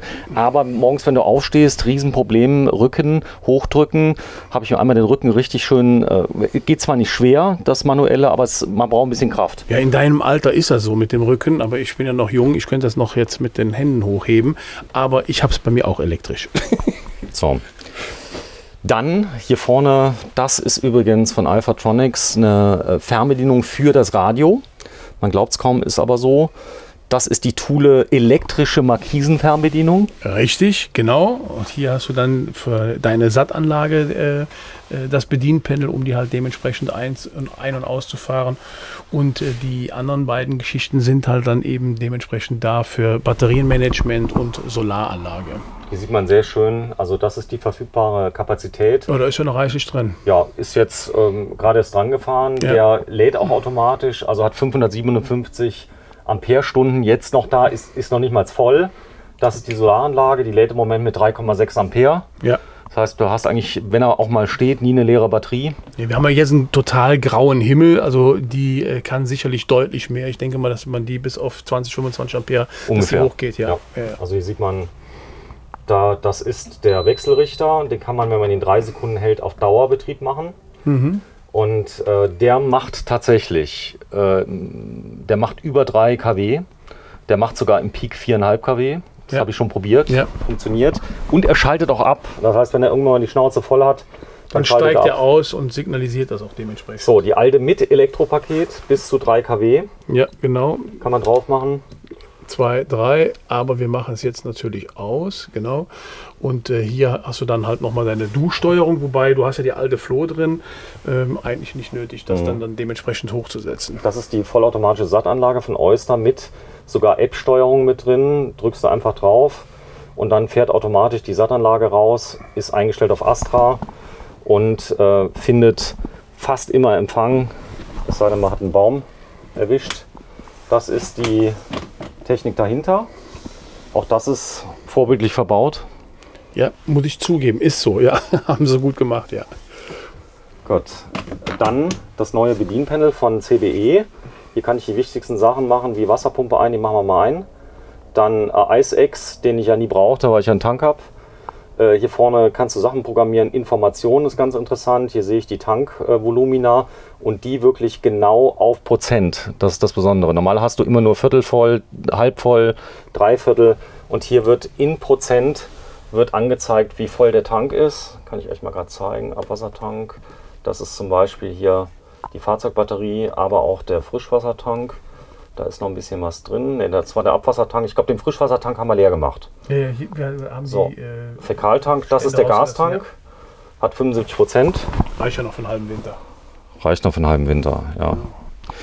So. Ich mache die Wasserpumpe mal wieder aus. So, okay. Wasserpumpe aus. Lass mal kurz gucken, die Griffe. Dann hier vorne die Aufbautür. Genau, die Aufbautüre hier über den Taster kommst du halt ganz bequem raus und hier unten kannst du halt dementsprechend auf- und abschließen. Dann ist die Türe also auch zu, wie so eine Art Kindersicherung. Wie gesagt, das Fliegengitter, das muss noch schnellstens gemacht werden, bevor die ersten Interessenten kommen, weil das sieht ja nur mal doof aus. Stimmt. So, hier hast du nochmal USB plus 230 Volt Steckdose. Ja. Hier unten nochmal Fach für Schirme und so weiter. Hier ist ein Fach für Zeitungen oder Tablet. Das ist hier an der Seite mit drin. Überall, alle Seitenwände und wir haben eine Fußbodenheizung zusätzlich nochmal mit drin, die rein gewählt wurde. Und an den Seiten steigt dann über die Wärmekonvektoren dann die warme Luft auf. Schöne warme Luft auf, genau. Dein Handy liegt hier. Danke. So. Genau. Schöne große L-Küche hier im Fahrzeug drin. Korean-Arbeitsplatte, das fühlt man direkt, wenn man die in der Hand nimmt. Die hat also schon anständig Gewicht und auch von der Haptik fühlt die sich schön an. Und man sieht, die Marlene hat ja nicht so viel drin gekocht, glaube ich. Ich glaube zweimal. Ja, das sieht alles so unbenutzt aus, ne? Schön groß. Also vielleicht, wenn Leute fragen, was hast du damit gemacht? Dieses Auto hatten wir unter anderem auf Dreheinsätzen im Einsatz. Also es war nicht drin, dass wir darin gelebt haben oder irgendwas, sondern es ist, wenn wir, ich sage jetzt mal, ihr habt ja die Videos gesehen, wir sind damit zu Dreheinsätzen nach Frankreich gefahren und so weiter und so fort. Hier sieht man auch schön die Gasdruckfedern. Also ist Nichtraucherauto, Die Tiere waren nicht auf den Betten, muss man auch dazu sagen. Also die sind auf dem Boden gewesen. Der Boden, der ist abwischbar. Es riecht nicht nach irgendwas. Ja. Fällt dir irgendwas auf? Nein, das wollte ich mich jetzt gerade gesagt haben. Ich hatte nur eine Sprechpause abgewartet. Das kann man ja mit der Kamera nicht einfangen, Gerüche. Ich rieche in dem Auto nichts. Das Neuwagen. Also ich rieche keinen Hund oder Rauchen oder sonst irgendwas. Das Auto riecht wie ein neues Auto halt riechen muss. Es riecht ein bisschen Leder, muss man sagen. Ja, genau. Hier ist die Spülmaschine, finde ich ganz toll. Das ist ein Frontlader einer. Die brauchen tatsächlich weniger Wasser, als wenn man mit der Hand spült. Wir haben bei uns auch sowas drin. Nur jetzt kein Frontlader, sondern halt so eine normale, herkömmliche Spülmaschine. Er darf ja in der Fahrt betrieben werden. Das ist das Besondere. Ja, also das dürfen wir mit unserer tatsächlich nicht. Das ist wahrscheinlich, weil es eben ein Frontlader ist, ein geschlossenes System in sich. Klar, ist ein Vorteil. Ja, ist ein Argument. Gemacht. Das ist gigantisch. Man kann das schmutzige Geschirr einfach reinmachen. Ja, du kannst es parken in der Spülmaschine. Das machst du ja auch. Und das Besondere ist von Fischer und Paykel. Also kommt aus Neuseeland. Riesenfirma. Macht das für Luxus-Apartments und für Boote. Also das ist so der drin ist. Ja. Ich mache hier mal alle Fächer auf in der Zwischenzeit, wo wir hier so ein bisschen erzählen. Dann kann da jemand auch noch mit zuschauen, wie es hier drin aussieht. Also wirklich jede Menge Schubladen drin mit allerhand Staufächern halt. Hier ist dann nochmal Mülleimer mit Trennsystem dementsprechend. Da ist noch ein Fach. Da ist, wollte ich sagen, hier gibt es noch ein Fach zum Rausziehen. Da kann man dann Spülschwämmchen oder sowas reinlegen und lagern. Ja, ich glaube, das Fach hatten wir schon. Warte mal kurz, darf ich mal kurz? Da vorne, das sieht jetzt aus wie ein Kaugummi. Ist es aber nicht. Es ist ein Steinchen von meinem Sohn gewesen. Ja. Sammelt der Steine? Nein, der war in Südfrankreich. Hat die reingemacht. Genau. Also Schubladen en masse hat der Wagen. Dementsprechend hier ist nochmal für die Kapseln für die Nespresso-Maschine so ein Sammler halt einer. Nespresso-Maschine ist dementsprechend mit drin. Genau. Das Fahrzeug wird aber noch an einigen Stellen aufbereitet, muss man dazu sagen. Wie gesagt, die haben jetzt nur mal mit dem Staubsauger durch, damit wir die Filmaufnahmen machen können. Der muss einmal jetzt in die Aufbereitung rein und vernünftig sauber gemacht werden. Wobei, da ist ja nicht viel zu machen. Ich meine, das ist nun mal kein Neuwagen, aber er ist wirklich wie neu. Hier haben wir nochmal einen elektrischen Dachhaubenlüfter, der hat also Saugen- und Blasfunktion, der ist auch temperaturabhängig gesteuert. Regensensor mit drin, auch ganz wichtig, wenn man den mal vergisst, der fährt alleine zu. Das ist also auch eine tolle Sache. Den nutze ich bei mir fast, also nicht fast, den auf jeden Fall viel öfters wie die Klimaanlage. Ich komme eigentlich fast das ganze Jahr mit dem Lüfter zurecht. So, und dann hier oben, mach mal bitte auf. Da habe ich was Besonderes. Hier habe ich eine komplette Vorbereitung für eine Mikrowelle drin. Da passt eine Original LG Mikrowelle rein. Okay. Die ist auch hier schon die war da drin. Die ist jetzt in einem neuen Wohnmobil drin. Aber ich kann euch auch sagen, welche das war. Das ist eine Inverter-Mikrowelle. 130 € hat die gekostet. Und die kann auch grillen. Und die kannst du auch während der Fahrt betreiben. Ja, jetzt sag ich es mal, die hätte ich drin gelassen. Hättest du drin gelassen? Ja, ich hätte sie drin gelassen, weil dann ist das Auto komplett vollständig. Gut, an deiner Stelle hätte ich sie drin gelassen. Im Zweifel können wir die noch dazu geben. Genau. Die ist übrigens auch schwarz. Ja. Ist also eine richtig tolle Mikrowelle. Ja, ihr habt auch hier ist auch der Dometic 10 Kühlschrank drin, der also auch zu beiden Seiten als Kompressor zum Öffnen und Schließen ist. Das hier ist ein Kompressorkühlschrank. Ne? Also der hat außen keine Klappen? Nein, er hat keine Klappen. Der Vorteil ist natürlich ganz klar, der hat eine viel, viel höhere Leistung wie ein Absorberkühlschrank. Braucht natürlich relativ viel Energie, aber du hast natürlich mit dem Akku-Pack, was du hier in dem Auto hast, in keinster Weise ein Elektrikproblem. Da muss man sich hier bei dem Auto wirklich überhaupt gar keine Gedanken machen. Deswegen ist das auch egal, was der braucht. So, jetzt was Schönes, die beiden Apotheker. Genau. Zeigen wir sie mal, du hast sie eben schon rausgefahren. Ich habe eben schon mal aufgemacht, genau. Hier habe ich einen Apothekerschrank, wo ich halt, ich sag mal, Öl, Essig und andere Gewürze oder Flaschen halt unterbringen kann. Und hier unten habe ich noch einen, der dann auch schön so, ich sag mal, beim Arbeiten in der richtigen Greifhöhe halt dementsprechend ist. Ne? Hier habe ich übrigens Folgendes gemacht, das könnt ihr sehen. Das sind die Fernbedienungen, die habe ich mir so angeklettet, das könnt ihr auch wieder abmachen, aber so waren sie immer schön in Griffnähe. Ja. Dabei ist die Dometic Klimaanlagenfernbedienung. Die beiden Fernbedienungen sind 2 Fernseher eingebaut. Nur das im Schlafzimmer ein. Ja, plus die in der Mitte, das ist die Fernbedienung für die Soundbar. Mhm, gut. So, dann, lass mal kurz gucken, wir haben diese Raffrollos mit drin. Genau, mit den kleinen, genau, die man halt so rauf und runter schieben kann, sodass man auch damit wieder, ich sag mal, so ein bisschen Intimsphäre schaffen kann und sieht auch wirklich sehr gemütlich aus. Das ist sehr geschmackvoll mit dem Grün. Ja, das Grün kann man übrigens rauskletten, ist nur angeklettet. Wenn das einem nicht gefällt, die kann man neu bestellen. Ist oben angeklettet, kann man auch abnehmen. Die kriegst du, kann jeder Dekoladen kann man sich die nachmachen lassen, in jeder Farbe, wie man möchte. Aber ich finde, es passt einfach. Da das der einzige Farbklecks ist, habe ich das bewusst in Grün jetzt mal gewählt. Das ist eine sehr, sehr, ich sag mal, friedvolle Farbe. Ja, eine freundliche Farbe, ne? Ja. Genau. So, dann, das ist vielleicht auch noch erwähnenswert, der vollwertige dritte Sitz, den man hat, wo viele Folgendes machen können. Das hat meine Frau hat das immer gemacht. Dieser Sitz wird runtergemacht, dann kann der per Luft komplett abgesenkt werden. Ja. Das heißt, du kannst ihn mal kurz auf der anderen Seite mal runterfahren. Nee, das müsste eigentlich auf der Seite. Auf der Seite, ja, ich habe ihn auf der Seite. Das müsste eigentlich der Knopf hier sein. Ja, der geht aber jetzt nicht runter, weil das Auto aus ist. Weil die Zündung aus ist. So, genau. dann fährst du ihn runter und dann, wenn du dich da mal gerade draufsetzt, Hier, ja. ja, jetzt stell dir mal vor, der wäre ganz unten, der fährt jetzt noch mal gut 20 cm runter und dann kannst du einfach nach vorne durchgucken und hast den Panoramablick, aber die Sonne nicht. Das ist richtig, genau, weil ich würde jetzt hier von der Sonne nicht mehr so viel mitbekommen, wobei vorne, wenn du vorne sitzt, hast du ja schon mal, wenn du dann am Abend fährst oder früh am Morgen, dass die Sonne einen schon ein bisschen blendet, wenn man die Sonnenblende nicht runter macht. Besonders schlimm, wenn du nach Frankreich fährst, vorne hast du die Sonne halt mal genau auf dir stehen, da hilft auch die Sonnenblende oft nichts und meine Frau, die ist einfach nur hingegangen. Ja, und sitzt du alleine vorne. Ja, dann hast du hier an der Seite auch Ausblick. Das Fenster haben wir gelassen, das kann man auch rauskonfigurieren. Immer drin lassen. Ja, auf jeden Fall. Ja. So, das ist was Besonderes. Das ist eine Doppelkolben-Inverter-Klimaanlage, habe ich ein eigenes Video zugemacht. Mit der kannst du mit 3 Ampere bei 230 Volt komplett das Auto heizen. Das ist unglaublich, ne? Also mit der schwächsten Sicherung, die du findest. Ja, ja. Damit läuft diese Klimaanlage. Es ist eigentlich nicht zu glauben, aber es ist tatsächlich so. Ich habe das schon auf der Messe gesehen. Wir haben die bei uns in den Fahrzeugen noch nicht drin. Wir können die zwar auch verbauen, aber geht nicht werkseitig. So, dann gehen wir mal auf eine Besonderheit ein. Wir haben ein 3-Raum-Konzept, bei dem diese Tür komplett geschlossen werden kann. Sie hat eine Verriegelung mit drin. Holzfarbe übrigens habe ich bewusst dunkel gewählt bei dem Auto, weil wir so viel Weiß haben, dass ich gesagt habe, das passt dann mit dem dunklen Holz und mit dem Aluminium, was hier drauf ist, und dem Schwarz. Ganz edel. Wir haben oben eine Lederbespannung, die ist extra. Die ist also keine Stoffbespannung wie normal. Ist auch von der Haptik her so ein bisschen unterschäumt, fühlt sich also auch schön weich an. Also hat jetzt nicht irgendwie so einen harten, kalten Charakter, sondern fühlt sich sauber an. Und ich finde gerade jetzt die Kombination mit dem dunklen Holzkorpus und den elfenbeinfarbenen Klappen, das ist heutzutage sehr modern und das Fahrzeug sieht wirklich von innen sehr, sehr edel aus. Ja, und mit diesem 3-Raum-Konzept, wo ich halt einmal hingehen kann und das große Raumbad nach vorne hin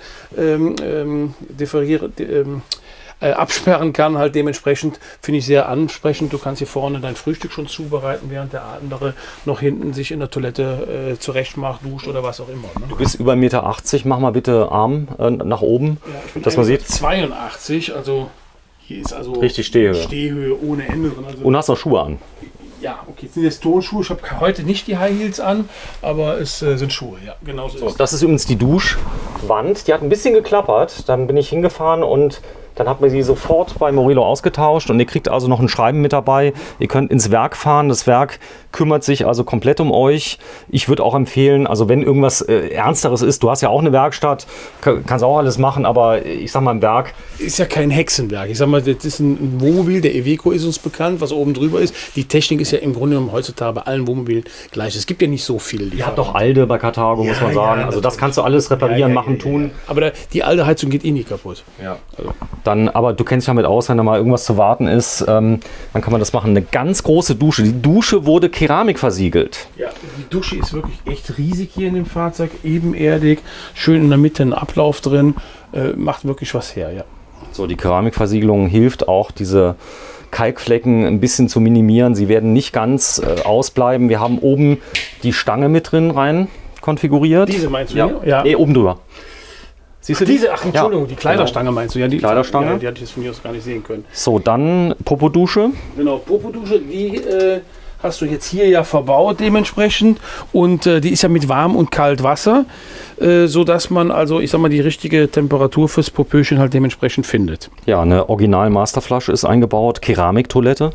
Das ist auch natürlich viel wert. Aber in der Klasse Reisemobil erwarte ich auch eine Keramiktoilette. Da macht ein Plastikklo nicht mehr so viel her. Der Deckel geht auch schön langsam mit Softclose zu.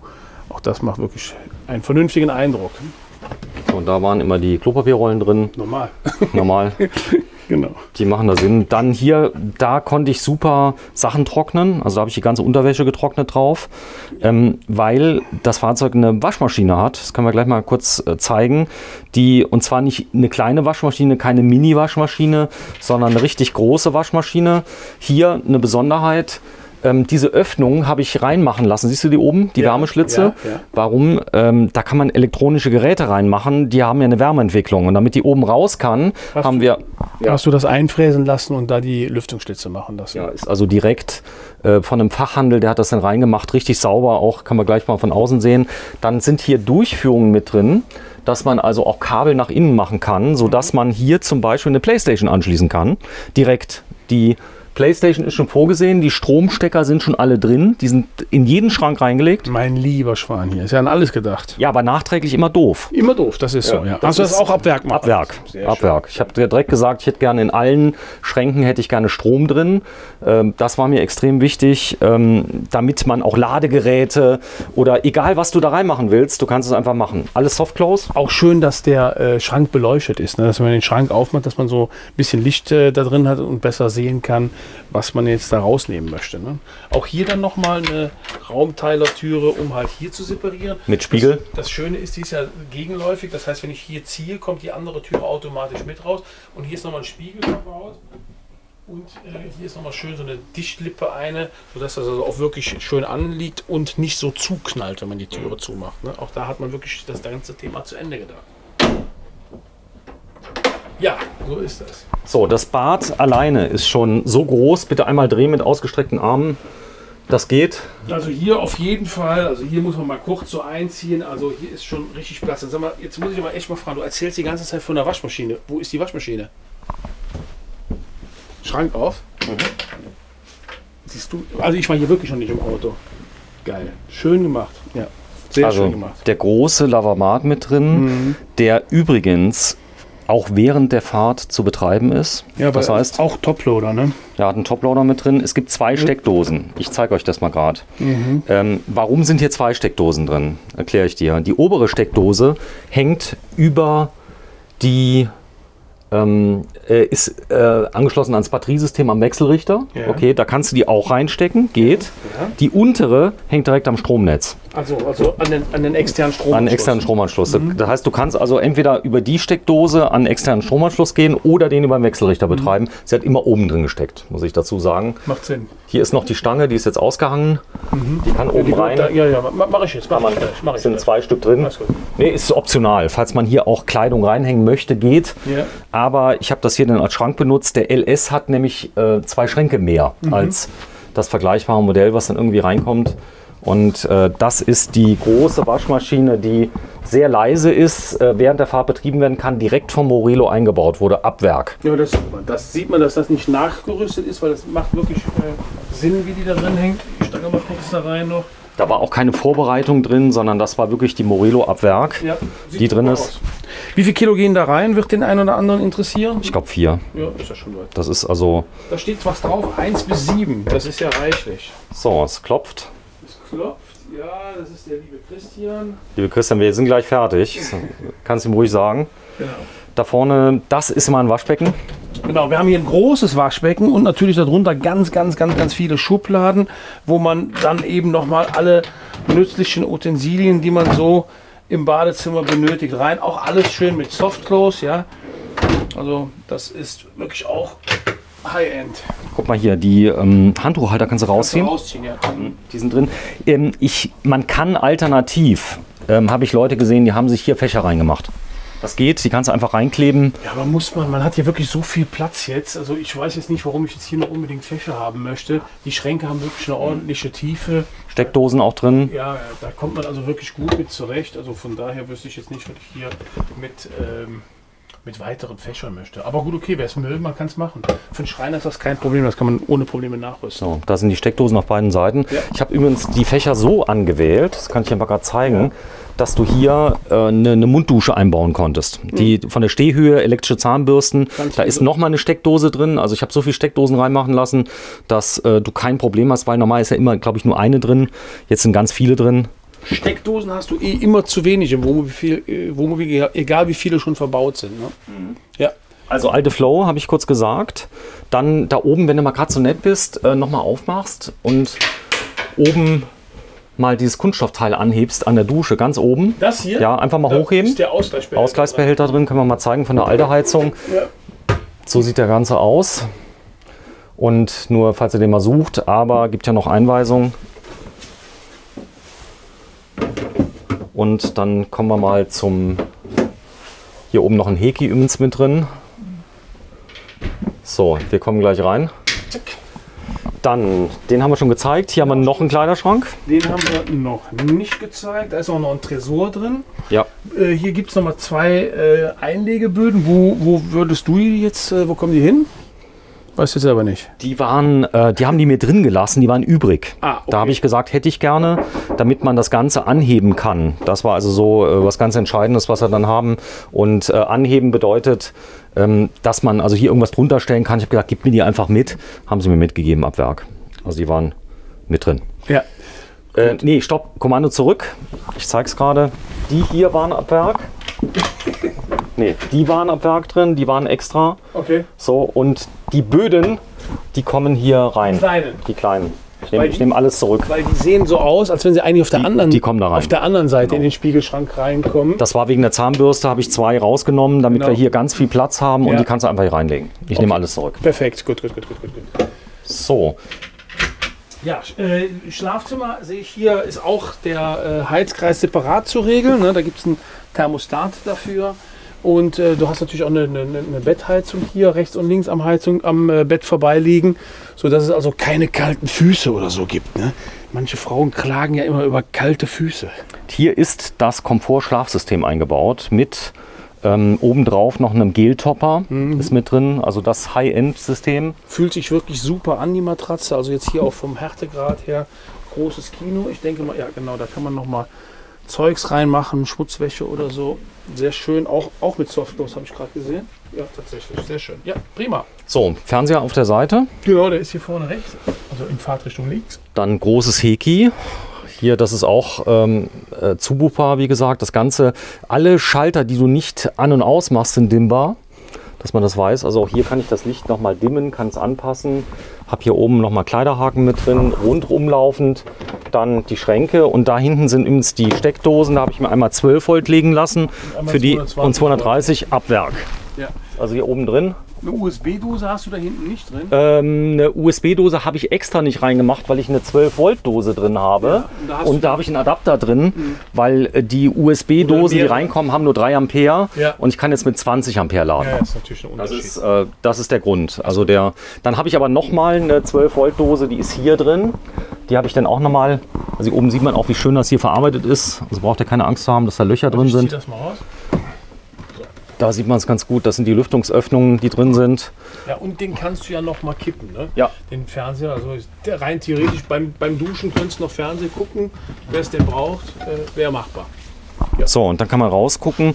Das Ganze ist dann nochmal hier verschließbar. Und ja, du, ich habe ihn jetzt, habe ich insgesamt ungefähr 2 Monate benutzt am Stück. Also aber er war richtig klasse. Ich habe ihn so geliebt. Ist so, es gibt jetzt ein Eurocargo, etwas kürzer, 8,20 Meter, glaube ich. Also 1,20 Meter kürzer. Und das hatte ein bisschen was damit zu tun, dass hier wäre ein optimales Auto für Leute, die, ich sag mal, auch gerne mal länger stehen. Weil die 2 Schränke mehr, das werde ich vermissen. Ich wollte gerade sagen, wo sparst du denn die 1,20 Meter? Wahrscheinlich in den Schränken, ja genau. Ja, das sind die Schränke und hier vorne, ich sag mal, das Bad ist ein bisschen kürzer. Das ist nicht so schön wie hier. Das Bad hier ist wirklich sehr geräumig, aber gut, okay, du nutzt das Auto ja nicht als Langzeitcamper, sondern auch viel geschäftlich. Und dann, glaube ich, wäre mir auch die Wendigkeit vom Auto eher ein bisschen wichtiger als wie jetzt der Auch ein Vorteil mit der Zuladung, ist ein bisschen kürzer, ein bisschen leichter, hast ein bisschen mehr Zuladung. Ja. Also hier liegen wir bei realistischen, ich glaube 650 Kilo, die der noch kann. Und das ist aber ich sag mal, unter der Prämisse, dass der Fahrer schon mit drin ist, der Tank gefüllt ist, hat er einen großen Tank mit drin. Das könnt ihr aber alles nochmal da kurz entnehmen. Man kann natürlich auch Sachen wieder rausnehmen. Also wenn jetzt einer sagt, okay, ist mir zu viel, da sind viele Extras, die viel wiegen, unter anderem natürlich die Waschmaschine. Die Waschmaschine wiegt ja schon einiges, ne? Ja, das ist so. Aber muss ich fairerweise auch dazu sagen, das ist jetzt in den Kreisen der Liebhaber von Morelo oder von Concorde oder von allen jetzt nicht unbekannt, dass man ein bisschen auf die Zuladung achten muss. Unter anderem auf die Achsverteilung. Das heißt, wenn man was einlädt, bitte hinten einladen, dann wird die Vorderachse entlastet. Das ist bei allen Reisemobilen aber so. Man sollte nicht nur darauf achten, wie viel Zuladung habe ich im Fahrzeug, sondern wie verteile ich das Gewicht im Fahrzeug.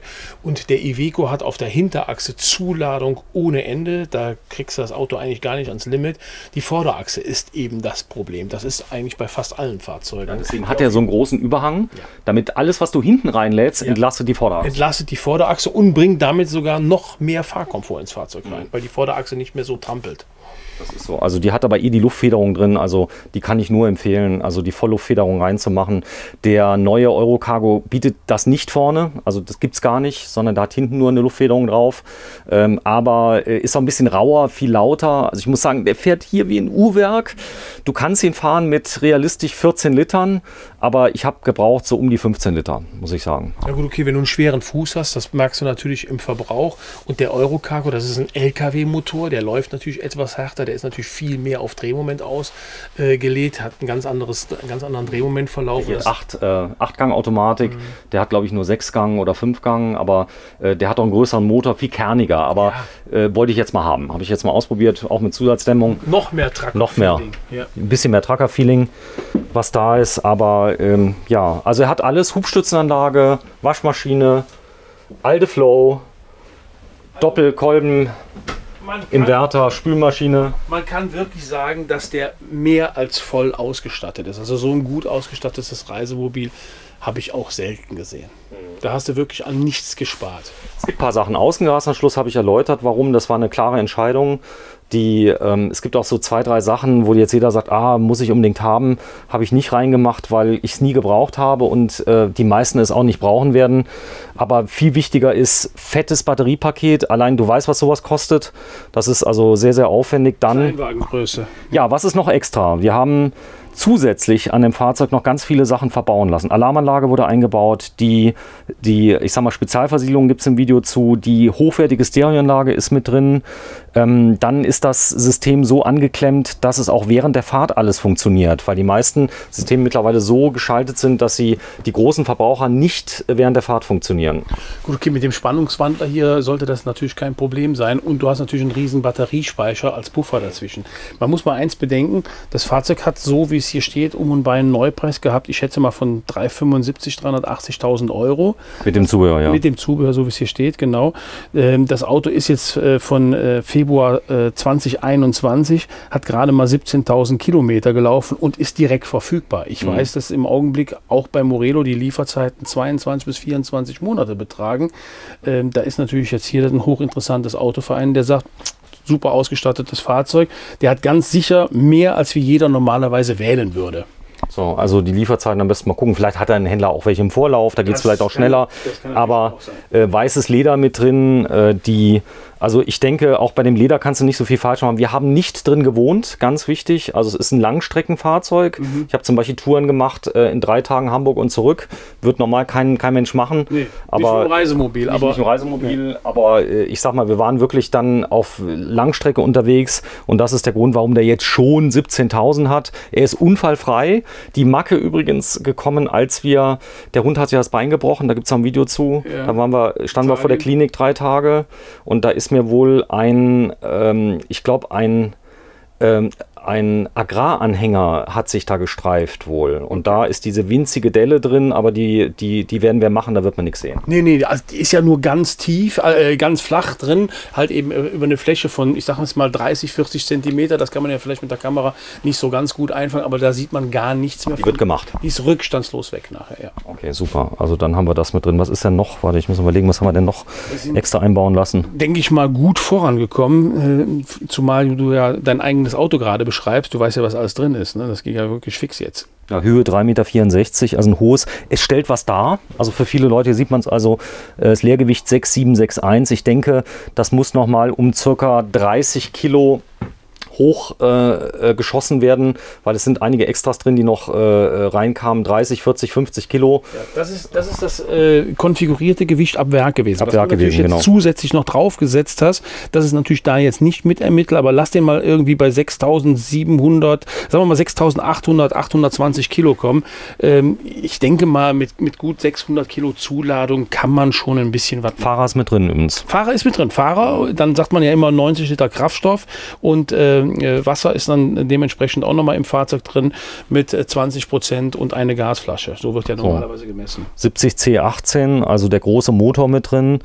Die Wandlerautomatik mit drin, Full LED, also es ist wirklich alles, was sinnvoll drin ist auch reingemacht worden. Und ganz wichtig war Alde Flow, großes Batteriepaket, also man kann noch eine Batterie reinmachen übrigens. Ich habe gesehen, da war noch Platz, eine ging aber.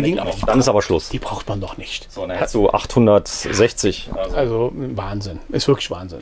So, gut, wir sind durch. Komm, wir gehen kurz raus. Nimm dein Handy noch mit? Wir sind in Aldenhofen, das liegt in Nordrhein-Westfalen, unweit von Aachen. Und sind bei der Firma Marine Caravaning. Du bist Carthago- und Malibu-Händler. Genau. Aber du hast eine neue Webseite, die heißt wie? www.wirkaufenihreisemobil.de, wo wir nochmal ganz speziell jetzt in den Gebrauchtwagenmarkt hinein stoßen und uns nochmal etwas stärker auf Gebrauchtwagen konzentrieren. So, Fahrzeug ist hier verfügbar in Aldenhofen, kann hier besichtigt werden. Da geht die Einführung, dann wie gesagt, kriegt ihr noch eine Bescheinigung vom Werk mit. Alles, was, ich sag mal, Garantie und so weiter ist, kannst du hier auch mit abwickeln. Ja. Das geht, das ist kein Problem. Weiter zu www.wirkaufenihreisemobil.de rufen wir jetzt noch eine Serie ins Werk rein, ins Leben hinein, wo Kunden sich bei uns bewerben können. Und wir gehen dann auf die Suche für den Kunden auf dem Markt und suchen das passende Gebrauchtfahrzeug nach seinen Wünschen. Da gibt es auch bei uns auf der Webseite gibt's eine Landingpage, die man dann anklicken kann, wo man sich dementsprechend bewerben kann und sagt, ich hätte gerne ein Fahrzeug, längs Einzelbetten, getrennte Dusche und wie groß ist mein Budget. Und dann suchen wir für den Kunden kostenlos das Reisemobil. Allerdings wird das Ganze eben filmtechnisch begleitet und der Kunde muss dann eben auch dementsprechend bei den Filmarbeiten dann zum Teil mit dabei sein und auch mit vor die Kamera treten. Sehr schön, da ist es. Also, wenn ihr Lust habt, dann meldet euch bei Andreas mal rein. Wir drehen heute am Anfang 10. Anfang April. Anfang Mitte April. Anfang Mitte April 2022. Genau. Der 10. Danke. Tschüss. Ciao, ciao.